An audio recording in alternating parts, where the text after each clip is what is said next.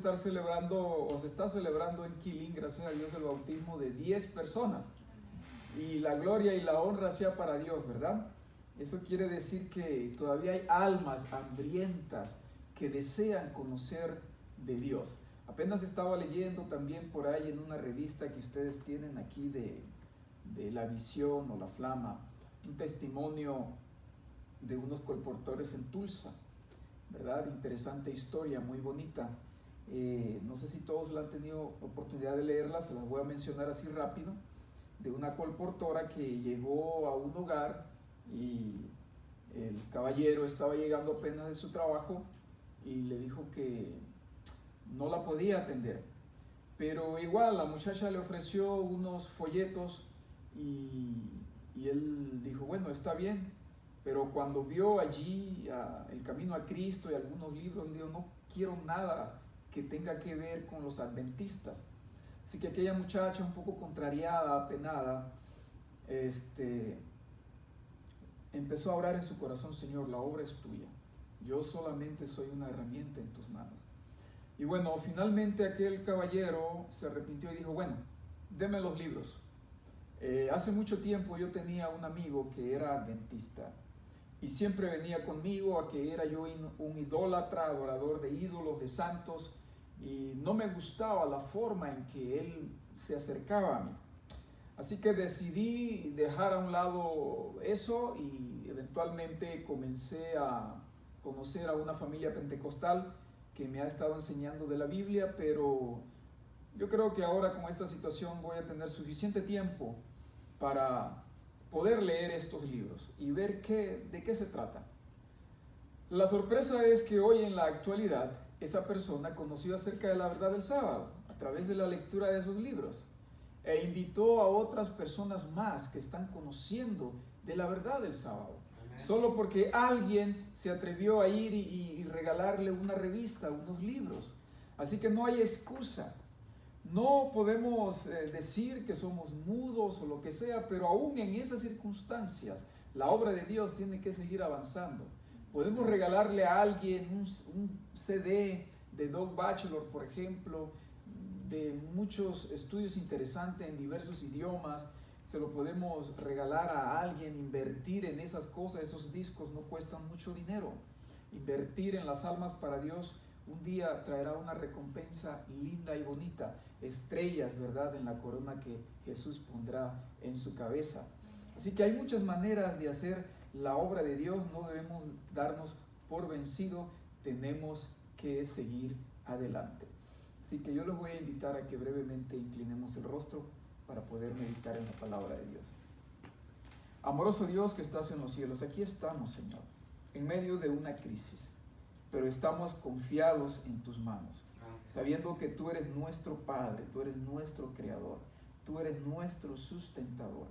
Gracias, Señor, porque enviaste a Jesús a morir por nosotros, y eso nos da, oh Dios, la seguridad de vida eterna, porque Él ya pagó el precio por el pecado.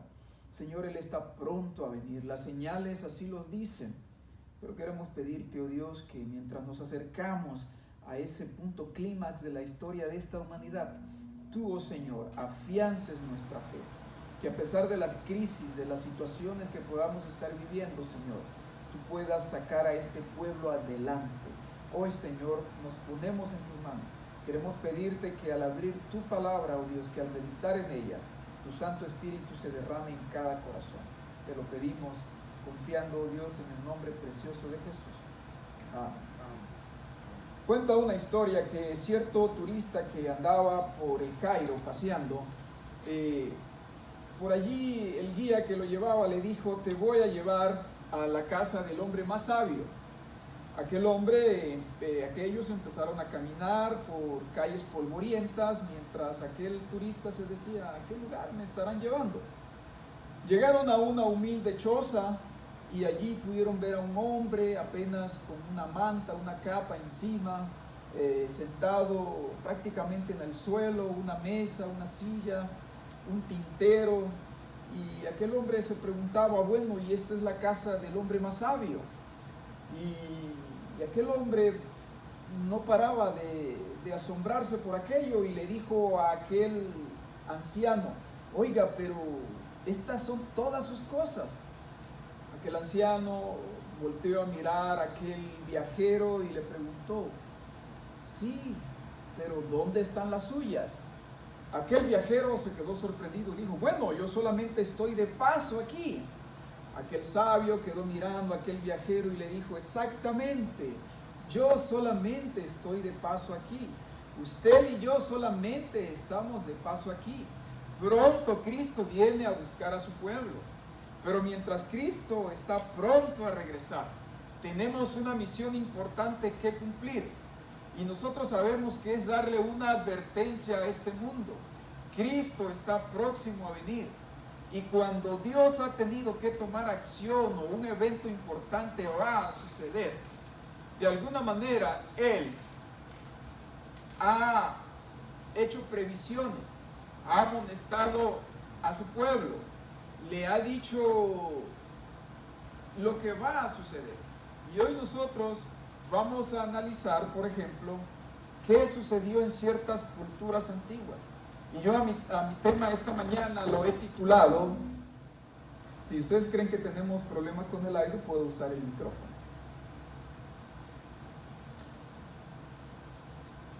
Sí, entonces yo a mi tema lo he titulado Cuando Dios dijo basta.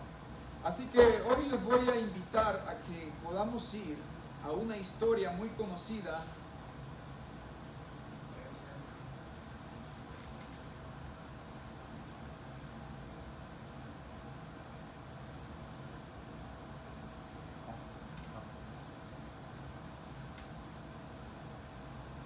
Muy bien, ahora estamos mejor, ¿verdad? Les decía yo que Dios siempre ha traído un mensaje de advertencia a su pueblo. Y antes de que Él haga caer juicios, siempre ha llamado a hombres valientes para que se sumen a ese mensaje importante que Él tiene. Hoy vamos a estudiar en el libro de Génesis, vamos a ir al libro de Génesis capítulo 6, versículo 3, lo que sucedió en la época antediluviana. Aquí Génesis, el versículo comenzando desde el capítulo 6, ¿verdad? El versículo 2, vamos a estudiar algo interesante que sucedía en la sociedad antediluviana. Que viendo los hijos de Dios que las hijas de los hombres eran hermosas, tomaron para sí mujeres, escogiendo entre todas. Y Dios dijo en el versículo 3, y dijo Jehová, no contenderá mi espíritu con el hombre para siempre, porque ciertamente él es carne, mas serán sus días 120 años. Había gigantes en la tierra en aquellos días, y también después que se llegaron los hijos de Dios a las hijas de los hombres y les engendraron hijos. Estos fueron los valientes que desde la antigüedad fueron varones de renombre. Y vio Jehová que la maldad de los hombres era mucha en la tierra, y que todo designio de los pensamientos del corazón de ellos era de continuo solamente al mal. Y se arrepintió Jehová de haber hecho hombre en la tierra, y le dolió en su corazón. Y dijo Jehová, raeré de sobre la faz de la tierra a los hombres que he creado, desde el hombre hasta la bestia, y hasta el reptil y las aves del cielo, pues me arrepiento de haberlos hecho. Pero esa era la situación de la época antediluviana. Hay cosas en este mundo que parecieran llegar a un punto sin retroceso. Y a veces, no habiendo alternativa, Dios tiene que tomar acción a través de su justicia para poderlo frenar. Es como cuando un paciente llega a un hospital con una gangrena en los pies. Y muchas veces hay que amputar esa parte para que el resto del cuerpo pueda seguir vivo. Esa ha sido la manera en que muchas veces Dios ha tenido que tomar acción. Y es una manera a veces dura y difícil de comprender, pero nosotros sabemos que Dios en su justicia, aún en su justicia, aplica la misericordia. Porque si Dios permitiera que el pecado llegara al clímax, la raza humana se autodestruiría. Y nosotros vemos aquí que Génesis habla un poquito acerca de cuál era la situación de los antediluvianos. Yo les voy a leer algo acerca de lo que dicen patriarcas y profetas. Y dice: los hombres eliminaron a Dios de su mente y adoraron las creaciones de su propia imaginación, y como consecuencia se degradaron más y más. El salmista describe el efecto producido por la adoración de ídolos sobre quienes la practican, como ellos son los que la hacen, cualquiera que en ellos confía.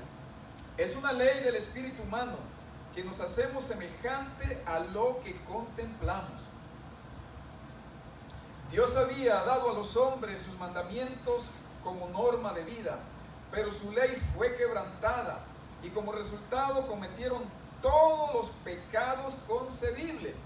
La impiedad de los hombres fue manifiesta y osada, la justicia fue pisoteada en el polvo y las lamentaciones de los oprimidos ascendieron al cielo.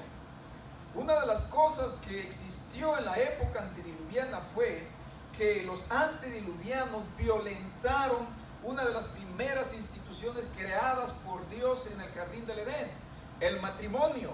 Más tarde nosotros sabemos también que hoy en la época hay otras instituciones en este mundo, como la del sistema papal, que ha violentado la segunda institución que fue creada y puesta en el Edén, que es el sábado. Pero la situación en la época antediluviana era terrible. Sus pensamientos eran solamente de continuo al mal. No hallaban complacencia en otra cosa más que en ver qué maldad podían hacer hoy, mañana y al siguiente día. Imagínense ustedes a los antediluvianos, gigantes de aproximadamente 12, 13, algunos dicen que quizás hasta 15 pies de alto. Cuando ellos querían tomar algo, lo tomaban a la fuerza. No les importaba la vida humana. Me llama la atención lo que acabo de leer, que dice que es una ley del espíritu humano que nos hacemos semejante a lo que contemplamos. Hoy esta sociedad vive en las mismas situaciones de la época antediluviana. Es una sociedad que solamente encuentra placer en la diversión, en el entretenimiento, en placeres que van más allá de lo que Dios ha determinado para cada ser humano. Hoy el mundo está lleno de entretenimiento. A viejos y a chicos se les puede ver con un celular en la mano, distraídos. Cuando usted va a los restaurantes y observa a las familias, ve que cada uno de ellos está en su propio mundo, está en su celular. La comunión familiar se ha ido perdiendo. Ya no hay más contacto entre padres e hijos, y es por eso que la sociedad está sufriendo hoy ese caos. Hay televisiones que en los hogares no paran de estar encendidas tantas horas al día. Y tristemente esa es la situación que se vive hoy en nuestra sociedad. Es una ley que nos hacemos semejante a lo que contemplamos, a lo que vivimos cada día. Son el resultado de nuestras conductas. Hoy, estimados hermanos, es triste ver cómo la sociedad se va moviendo y deteriorando cada vez más. Ayer, mientras pasaba por la calle Fort Hood, ahí en Killeen, que es una de las avenidas que dan acceso a una de las entradas de la base militar Eastgate, vi por allí a un grupo de gente reunidos, y cuando volteé a mirar me di cuenta que estaban reunidas allí en un mural que le hicieron a esta jovencita Vanessa Guillén, que murió de una manera cruel. Que cuando nosotros vemos hasta qué punto puede llegar un ser humano capaz de tomar una vida, primero adentro de la base, como según las noticias y los investigadores han dicho, tomar un martillo y darle de martillazos hasta matar a esa muchachita. Más tarde meterla en un contenedor, sacarla de la base, llevarla a un lugar lejos, después llamar a su novia y desmembrar ese cuerpo porque no lo podían enterrar así nada más. y después acavar 2 agujeros, tratar de tirar cemento para esconder la evidencia. Y así sucesivamente nosotros podemos hoy ver cómo la maldad del hombre ha ido cada día de mal en peor. Allí estaba esa madre, ¿verdad?, en sus creencias, rezando rosarios con un grupo de gente. Yo me acerqué allí para ver, y es triste, es lamentable ver esa situación. Y así sucesivamente otros eventos que suceden hoy en nuestra sociedad, donde a las personas no les importa más la vida humana. Ustedes recuerdan los acontecimientos que se vivieron también aquí en Estados Unidos con Floyd, cuando un oficial, poniendo la rodilla en el cuello de ese hombre que solamente suplicaba por su vida, por querer respirar, finalmente murió.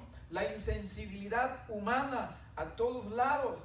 La sociedad ya no encuentra en qué más distraerse. Estimados hermanos, también dice que patriarcas y profetas que la poligamia había sido introducida desde temprano en contra de la voluntad divina. El Señor dio a Adán una mujer, revelando así sus órdenes, pero después de la caída, los hombres prefirieron seguir sus propios deseos pecaminosos, y como resultaron aumentaron rápidamente los delitos y la desgracia. No se respetaba el vínculo matrimonial ni los derechos de propiedad. Cualquiera que codiciaba las mujeres o los bienes de su prójimo los tomaba por la fuerza, y los hombres se regocijaban en sus hechos de violencia, gozaban matando los animales, y el consumo de la carne como alimento los volvía aún más crueles y sedientos de sangre. Oído allí, ojo allí, hasta que llegaron a considerar la vida humana con sorprendente indiferencia. Tremendo. En un estudio en un relato que tuve la oportunidad de leer en cuestiones de investigación que a veces ponen por allí, se pudo comprobar que después de la Segunda Guerra Mundial, cuando muchos ejércitos, por ejemplo, estaban encuartelados o por allí peleando, y había escasez porque muchos de estos países habían sido devastados, se obligó a muchos granjeros a preservar sus animales solamente para ser enviado al ejército. En algunos de esos países de Europa, cualquiera que se le miraba matando a un animal para consumo propio podía conllevar una pena, un delito, una multa. Así que, entre comillas, lo mejor, las carnes, se mandaba al ejército, mientras las poblaciones tenían que sobrevivir de legumbres, de frutitas y de todo lo que daba el campo. Pues miren, sorprendentemente, la criminalidad bajó en esas poblaciones, mientras que en los ejércitos se empezó a ver más violencia y más problemas. Pero yo sé que este es un tema que cala duro a veces en la hermandad, pero sí han habido resultados que, llegado el momento, los hijos de Dios, nosotros tenemos que tomar acción y ya no depender más de estos productos de animales. En la medida que nos sea posible, tenemos que ir caminando en esa dirección. Es un consejo solamente, porque gozaban matando los animales, y el consumo de la carne como alimento los volvía aún más crueles y sedientos de sangre. Tanto así era la maldad de ellos que no se conformaron con tener una esposa. Dice que escogían entre las mujeres, y de esa manera vivía esa sociedad sin ningún freno alguno. Jesús inclusive mencionó a esta sociedad antediluviana en el libro de Mateo capítulo 24. Vamos a leer en Mateo capítulo 24, Jesús haciendo una descripción de lo que sería prácticamente la sociedad al final de los tiempos. Mateo 24, 37 al 39 dice: mas como en los días de Noé, así será la venida del Hijo del Hombre. Porque como en los días antes del diluvio estaban comiendo y bebiendo, casándose y dándose en casamiento, hasta el día en que Noé entró en el arca, y no entendieron hasta que vino el diluvio y se los llevó a todos. Así será también la venida del Hijo del Hombre. En la era antidiluviana, cuando Dios mandó a Noé a predicarles, ellos se reyeron de Noé, se burlaron de Noé. Igual hoy mucha gente dice, Dios no va a destruir este mundo. Eso es solamente un fanatismo religioso. Pero Dios te llama a ti y a mí para ser como Noé, porque Génesis 6:9 dice que Noé era un hombre justo. Estas son las generaciones de Noé. Noé, varón justo, era perfecto en sus generaciones, y con Dios caminó Noé. En el versículo 6:9 leí, ahora leo en el 8. Pero Noé halló gracia ante los ojos de Jehová. ¿Cómo nosotros podemos hallar gracia ante los ojos de Jehová? ¿Cómo nosotros podemos caerle bien a alguien? Pues agradándole. Noé le gustaba agradar a Dios, hacía la voluntad de Dios, era perfecto en sus generaciones. Noé caminaba con Dios. No hay otro secreto en esta vida, estimado hermano, hermana que me ve, sino es caminar con Dios cada día. Es la única manera de depender de Dios. Ahora también me llama la atención que Noé, por Noé, estimado hermano, por Noé, por ti y por mí, también podemos hacer una diferencia en nuestras familias. Y dijo Jehová a Noé: entra tú y toda tu casa en el arca, porque a ti he visto justo delante de mí en esta generación. ¿Sabe, estimado hermano,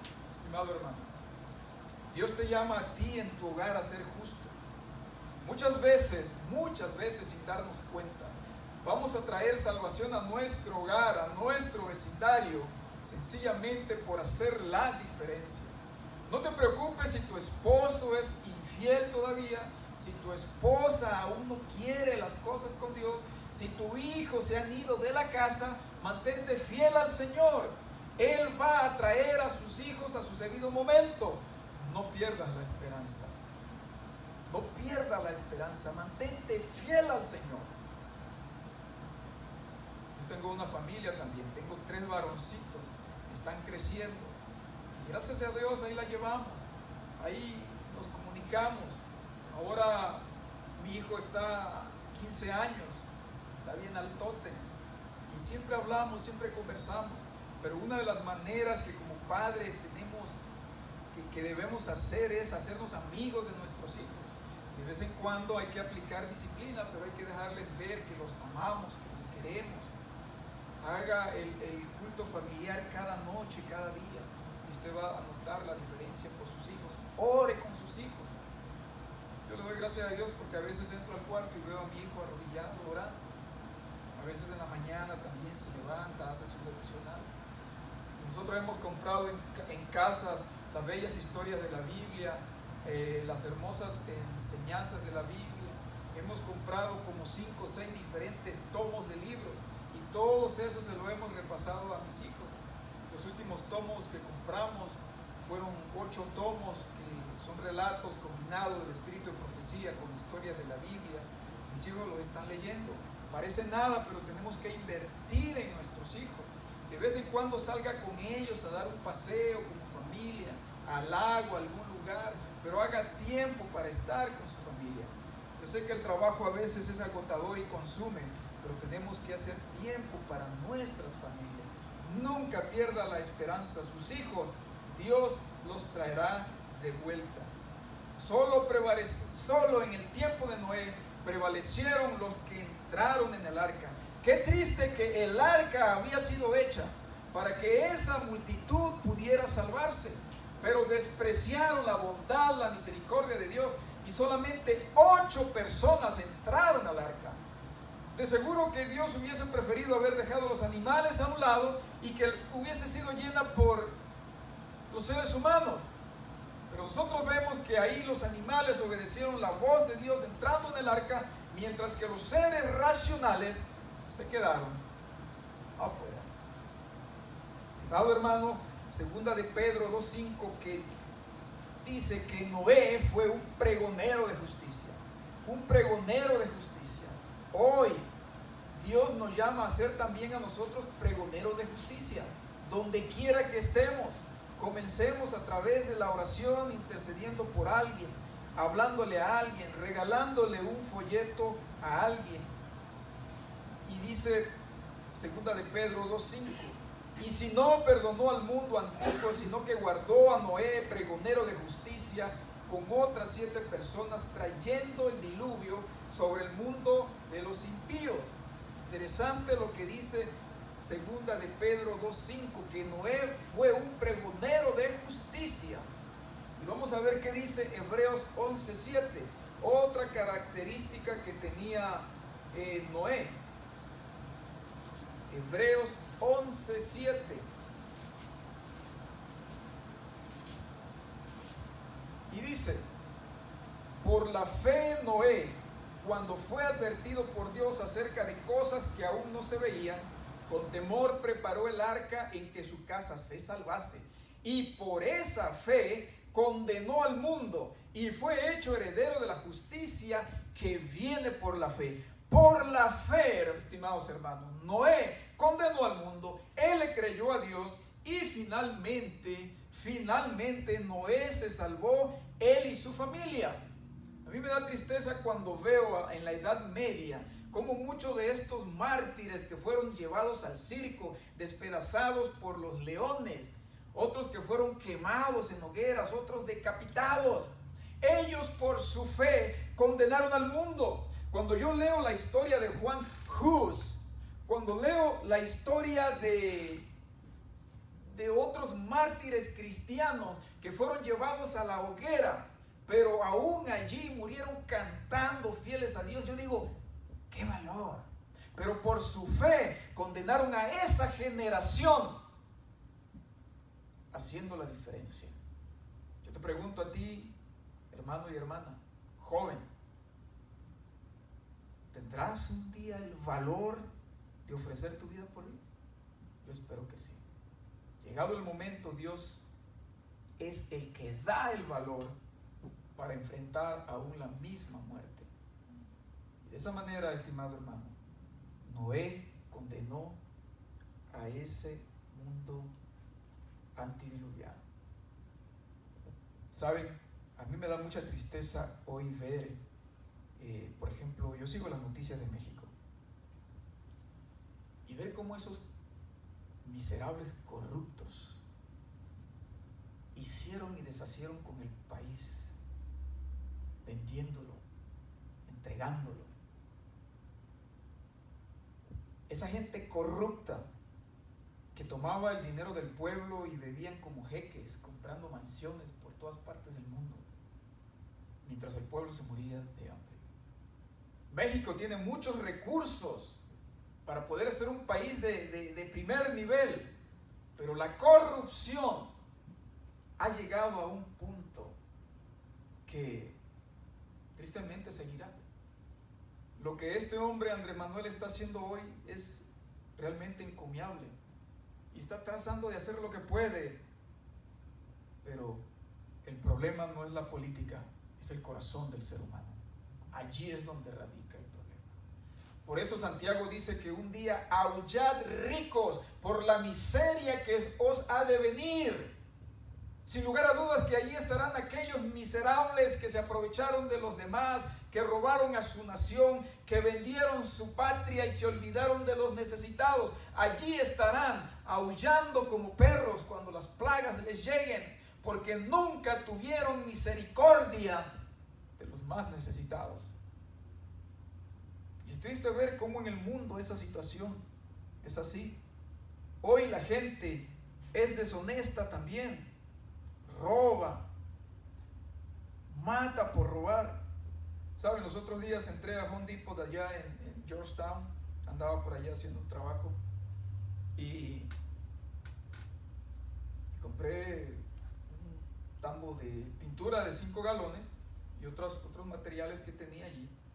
Así que el muchacho empezó a pasar la pistolita y marcar los productos que estaba comprando, o sea, con el escáner, y me cobró de todo. Entonces yo revisé el ticket mientras caminaba. Me había cobrado solamente como $80. Yo dije, está raro, pues si el tambo de pintura vale $110. Dije yo, bueno, de repente un descuento de contratista o algo así, porque estoy registrado allí. Pero no. Entonces agarré y regresé y le dije al muchacho, no me cobraste el tambo de pintura. ¿Seguro? Mientras otras personas miraban, yo me puse a pensar, ¿cuántos de ellos habrán dicho, mira, qué tipo tan más tonto? ¿O cuántos también pudieron haber dicho, mira, es honesto? Pero yo no me iba a ir por allí con mi conciencia intranquila, ¿sí me entienden? ¿Por qué? Porque tu fe, tu conciencia, hermano, no tiene precio. Tu vida no tiene precio, tu salvación no tiene precio.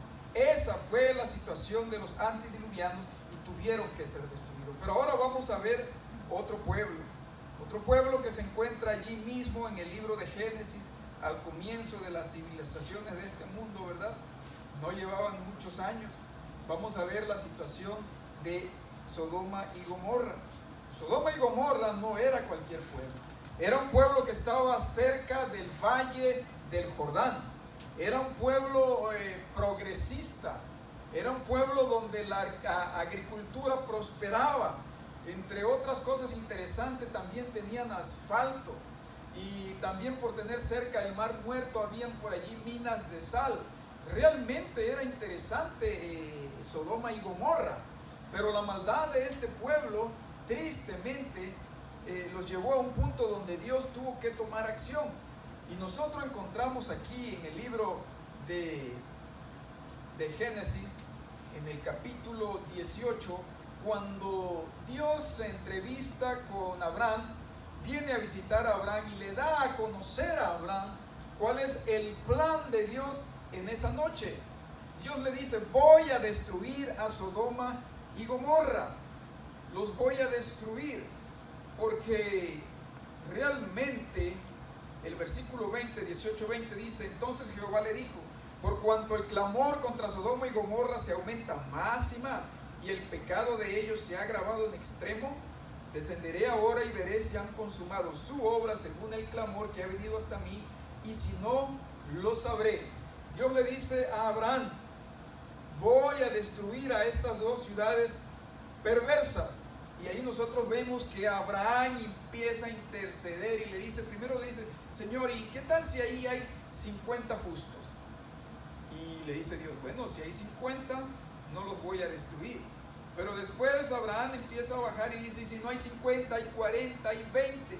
Y finalmente Dios le dice, no destruiré a Sodoma y a Gomorra si allí encontrare por lo menos a 10 justos. No la destruiré, respondió para amor a los 10. Abraham estaba preocupado no tanto por Sodoma y Gomorra, porque Abraham conocía bien esa ciudad impenitente. Abraham estaba preocupado por su sobrino Lot, que vivía allí en Sodoma y Gomorra. Por ellos estaba preocupado y estuvo intercediendo. Pero ¿saben ustedes? No encontró ni siquiera 10 justos Dios allí en esa ciudad. ¿Qué pasaría si Dios viniera hoy a ver aquí en Hueco cuántos justos hay en esta ciudad? ¿Será que Dios encontraría suficiente justicia en este pueblo como para no destruirla? ¿Cómo están nuestros hogares? ¿Cómo está nuestra iglesia? Dios nos llama a practicar la justicia. Así que, hablando de Sodoma y Gomorra, nosotros encontramos en el versículo 20 al 21 que finalmente aquella ciudad impenitente colmó la copa de la ira de Dios y acabó con lo poco que había de misericordia para ellos. Ahora les voy a leer aquí un poquito acerca de lo que dice Patriarcas y Profetas también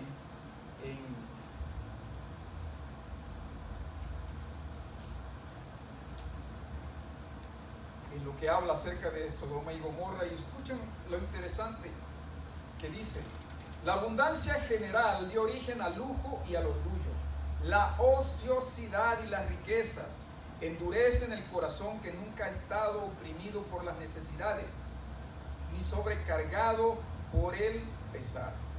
El amor a los placeres fue fomentado por la riqueza y la ociosidad, y la gente se entregó a la complacencia sensual.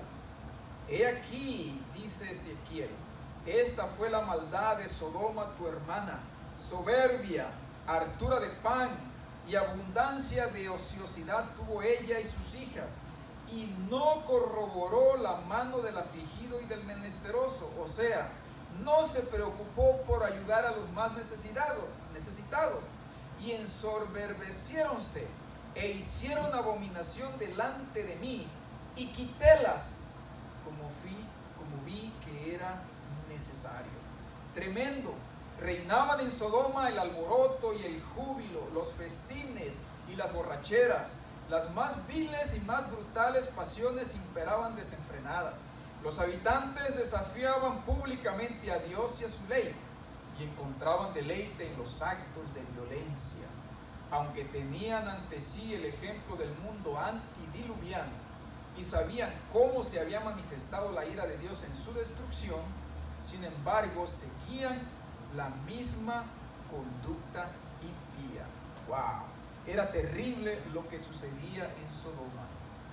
Sin lugar a dudas, Sodoma y Gomorra nunca se percató que esa última noche de misericordia, cuando aquellos viajeros llegaron a la plaza y iban a quedarse supuestamente a dormir allí, pero no es que iban a quedarse a dormir allí, ellos ya venían listos para destruir la ciudad.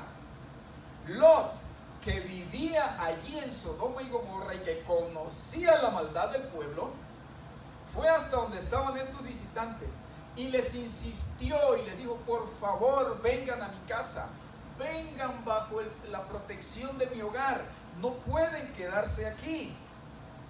Miren ustedes lo que dice Patriarcas y Profetas. Aunque Lot no conocía el verdadero carácter de los visitantes, pero la cortesía y la hospitalidad eran una costumbre en él, eran una parte de su religión, eran lecciones que había aprendido del ejemplo de Abraham. Si no hubiera cultivado este espíritu de cortesía, habría sido abandonado para que pereciera con los demás habitantes de Sodoma. Muchas familias, al cerrar sus puertas a un forastero, han excluido a algún mensajero de Dios que les habría proporcionado bendición, esperanza y paz. ¡Wow! Por un pelito, Lot salvó el pellejo. Lot salvó su vida. Y todo porque hizo un acto de cortesía al invitar a aquellos visitantes a que se quedaran en su casa. Un simple acto de cortesía que había aprendido con su tío Abraham. Y esa noche, estimado hermano, cuando la mano de juicio de Jehová de los ejércitos se ponía sobre aquellas dos ciudades, allí había un hombre. Qué terrible fue aquella noche. Usted y yo conocemos la historia. El pueblo rodeó la casa de Lot. Querían aquellos visitantes para hacer sus orgías acostumbradas. Sin embargo, Lot inclusive, y miren, esto a mí me choca a veces porque en aquellos tiempos la cultura es así. Lot les ofreció a sus dos hijas vírgenes y les dijo: tómenlas, hagan con ellas lo que quieran. Yo de papá hubiese agarrado un palo, un machete, no sé qué, y saco a mis hijas y me las llevo por ahí, las defiendo. Pero en aquel tiempo, yo no sé por qué pasó esto, pero finalmente los ángeles le dicen a Lot: no, sal de aquí, tú y tu familia, lo que tengas, sal de esta ciudad, porque Dios nos ha mandado para destruir a esta ciudad. Así que era terrible la maldad que había en ella. Jesús también habló de Sodoma y Gomorra. Ahora vamos al libro de Lucas, capítulo 17, libro de Lucas, capítulo 17, 29 al 30, y dice: Mas el día en que Lot salió de Sodoma, llovió del cielo fuego y azufre, y los destruyó a todos. Así será el día en que el Hijo del Hombre se manifieste. Tremendo. Ahora, ¿cuál era realmente una de las cosas por la cual este pueblo se había envilecido tanto? Vamos a Isaías 3:9. Interesante, hermanos, lo que dice Isaías 3:9. A mí me llamó mucho la atención cuando yo leí este texto. Y dice Isaías 3:9: La apariencia de sus rostros testifica contra ellos, porque como Sodoma publican su pecado, no lo disimulan. Ay del alma de ellos, porque amontonan mal para sí. Sodoma y Gomorra se jactaban de su maldad, estimados hermanos. Se jactaban de lo que hacía, no les importaba. Ahora, cuando Jesús habla de Sodoma y Gomorra y dice: si Sodoma y Gomorra se levantara en esta generación, los condenaría. Ahora imagínense, en los tiempos de Jesús, si Sodoma y Gomorra se levantara hoy, iban a decir: Señor, nosotros somos unos gatitos comparados a estos leones, a estos rufianes de este tiempo.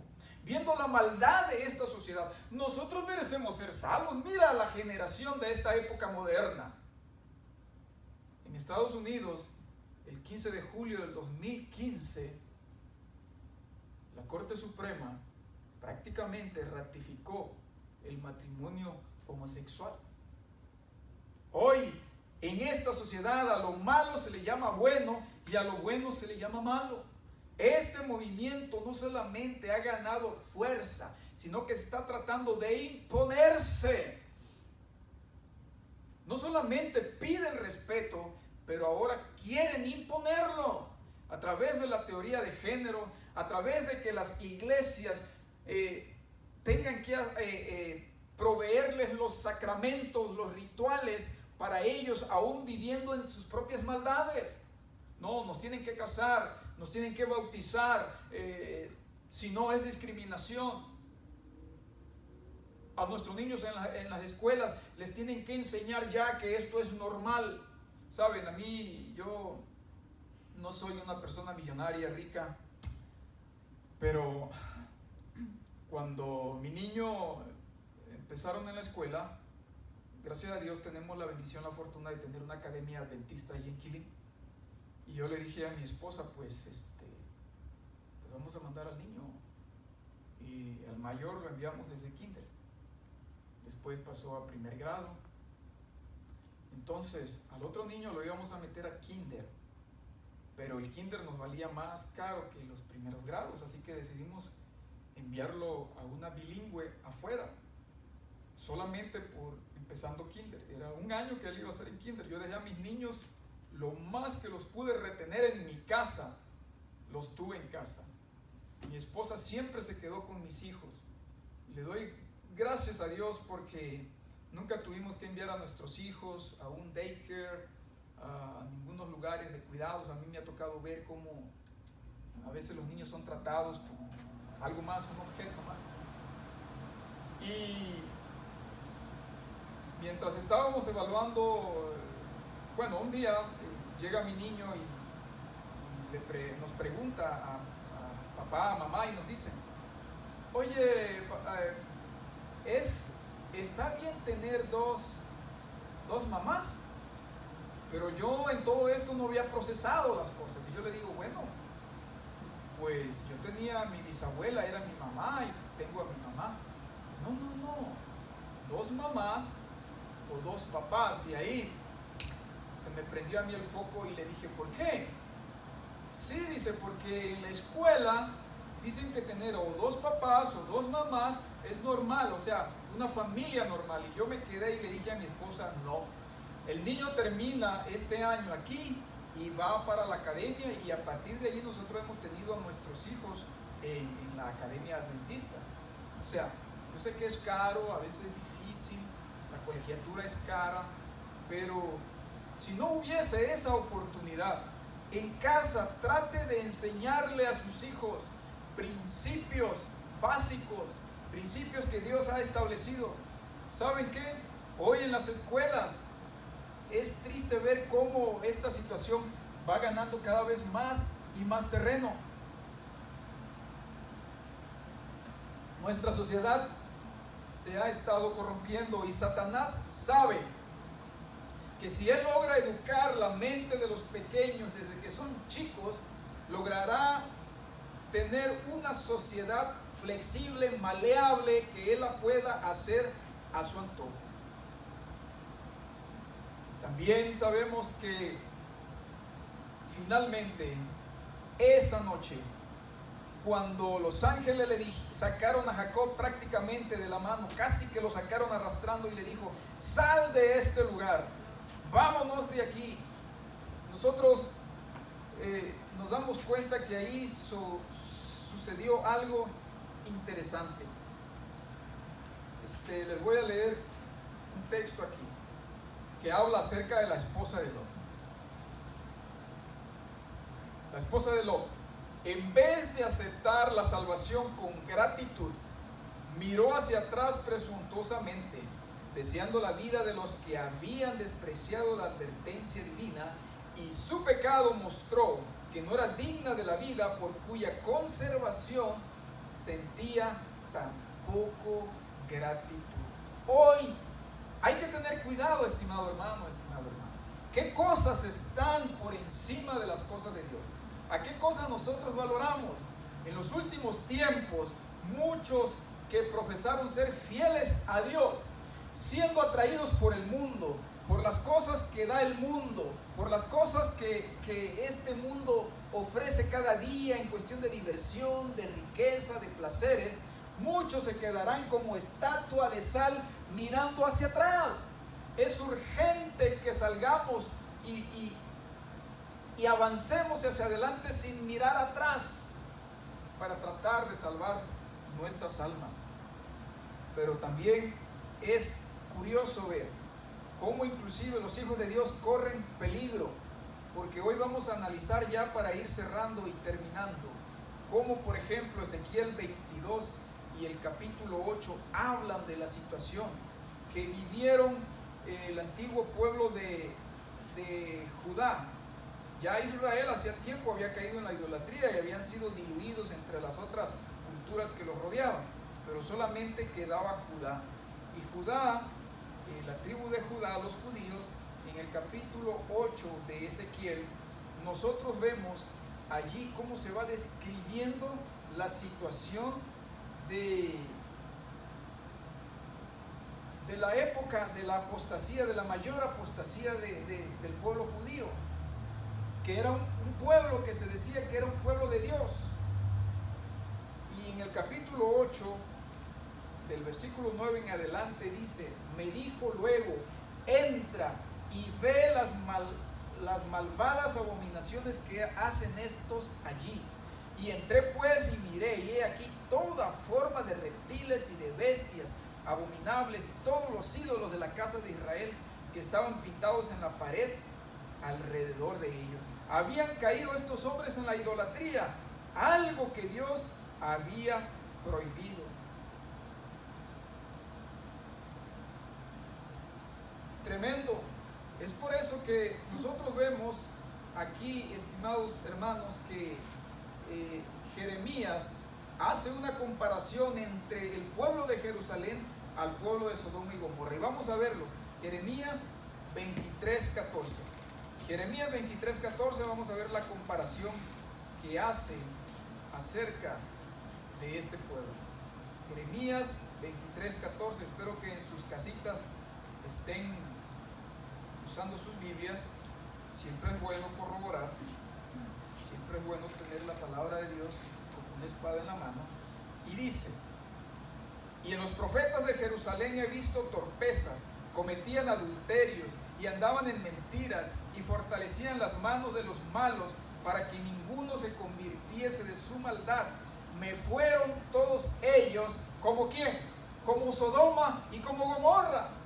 El pueblo elegido de Dios, el pueblo de Judá, llegó a caer en una apostasía tal que se los llegó a comparar a Sodoma y Gomorra. Hoy, la sociedad de hoy tiene que tener cuidado con eso. La iglesia tiene que tener cuidado con eso. La iglesia no debe ser un lugar donde los hermanos vengan a recibir entretenimiento. Debe de ser un lugar donde los hermanos vengan a recibir la comida de la palabra de Dios, donde vengan a ser amonestados, donde sean amonestados para que abandonen el pecado. Debe de ser también un lugar donde se les invite a seguir a Dios, a moverse de su lugar de tranquilidad hacia adelante. Porque si no, corremos el riesgo como la rana, que si la pones la rana en un balde de agua fría, brinca. Si pones la rana en un balde de agua caliente, brinca. Pero tú pones una rana en un agua tibia, se queda allí, y puedes ir calentando y se cocina la rana y nunca se dio cuenta, porque la tibieza se acostumbró tanto a ella que finalmente la destruyó. Hoy vemos que la iglesia está pasando por crisis en el mundo, por cuestiones de la música, por cuestiones de la moda, por muchas cosas, que ya eso debió haber quedado en el pasado.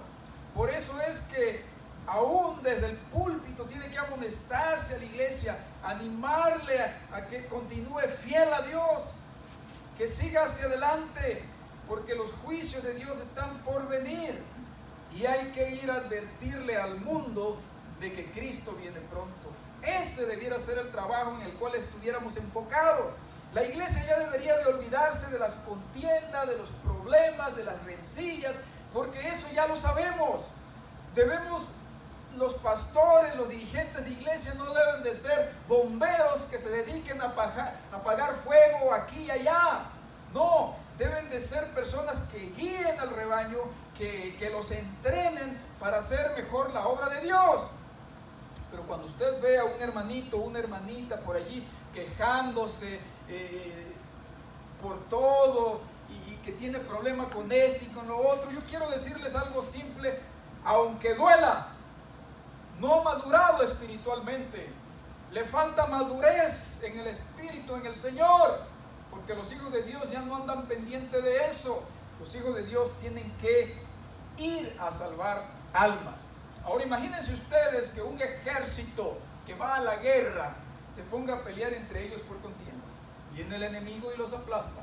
Tienen que estar enfocados en la conquista y hacia a dónde van. Esa debe ser la iglesia. Estimados hermanos, hoy yo quiero decirles a ustedes que hay gente allá afuera que está padeciendo. ¿Saben ustedes que en meses anteriores, cuando todavía no llegaba este asunto de la pandemia, en la iglesia de Quilín salíamos a tocar? Ahí alrededor de la iglesia estuvimos tocando puertas. Yo no soy mucho de eso, no me gusta andar tocando puertas, les voy a ser sincero. A mí me pueden dar 5 o 10 estudios, lo que ustedes quieran, yo los doy. Y salgo a dejar revista a alguien o a hacer visitaciones, pero tocar puertas no es lo mío.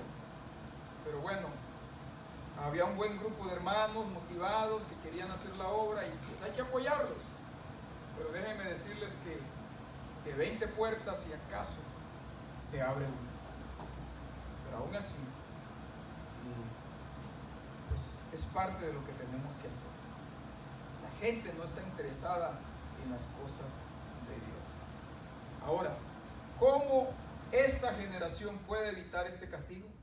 Vamos al libro de Lucas y vamos a ver qué es lo que nos aconseja la palabra de Dios. Libro de Lucas, capítulo 21, el versículo 34 al 36, y dice: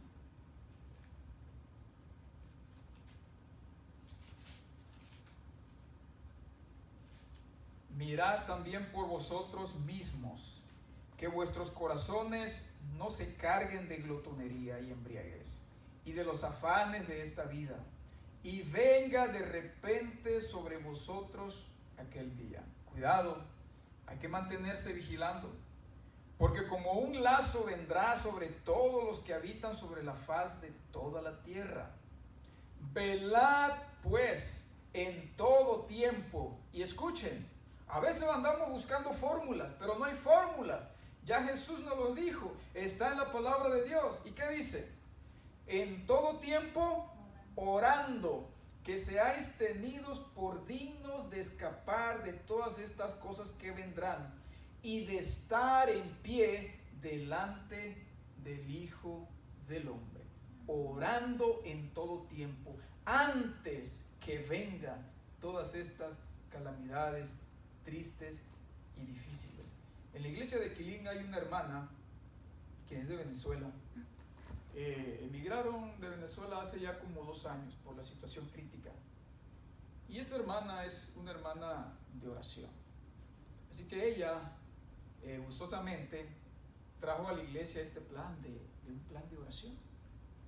Y todos los días desde que ese ministerio comenzó, hermanos, ya hace un poquito más de 2 años, hay un grupo de hermanos y hermanas. Yo estuve entrando por mucho tiempo, a veces entro esporádicamente, todavía mantengo ese deseo, esa costumbre de estar ahí cada vez que puedo. A las 5 de la mañana en punto hay un grupo de hermanos, pero más de hermanas, orando constantemente. Y eso ha sido uno de los resultados que ahora nosotros estamos viendo, gracias a Dios, por la gloria de Dios, en Quilín. Familias restablecidas, viniendo más. Es a través de un número telefónico donde todo el mundo se puede conectar a las 5 de la mañana. Desde que ese ministerio de oración se levantó, hemos visto milagros de Dios obrando en la vida de muchos hermanos. Hemos visto ataques de Satanás en contra de la iglesia también, porque Satanás no se queda quieto, anda como león rugiente. Pero gracias a Dios, ese ministerio de oración y otros ministerios que ha ido levantando la iglesia han permanecido y están allí. También esta hermana trajo la inquietud de poder ayudar a la obra allá en Venezuela. Y todo empezó como pues una pequeña cooperación aquí y allá para tratar de ayudar a un asilo de ancianos en Venezuela. La situación comenzó así. Hay un hermano allá llamado Jorge, que es un fiel misionero de la iglesia. Y este hermano empezó a visitar a este asilo. Y él vio la necesidad en este asilo. Y hablando acá con la hermana Neida, que ya estaba en Estados Unidos, le dijo: hermana, acá hay una necesidad bien grande. No sé si de repente usted allá consigue gente que quiera ayudar. Y así, uno que otro hermano empezó a dar, que si $20, que si 30, lo que pudiera. Y esa ofrendita empezó a irse a Venezuela. ¿Saben ustedes que después de un tiempo que este hermano estuvo visitando aquí, los encargados de aquel asilo le dijeron: ¿por qué no se hacen ustedes cargo del asilo? Visitándolos y proveyéndoles por lo menos un plato de comida al día. Y así sucedió. Al cabo después de que este pequeño ministerio se había comenzado allí en ese asilo, más de 15 viejitos se bautizaron y entregaron su vida al Señor. Y así empezó, hermanos. Un hermano invitaba al otro. La cosa es que hoy en la actualidad habemos más de 15 a 20 personas que sostenemos este ministerio allá en Venezuela.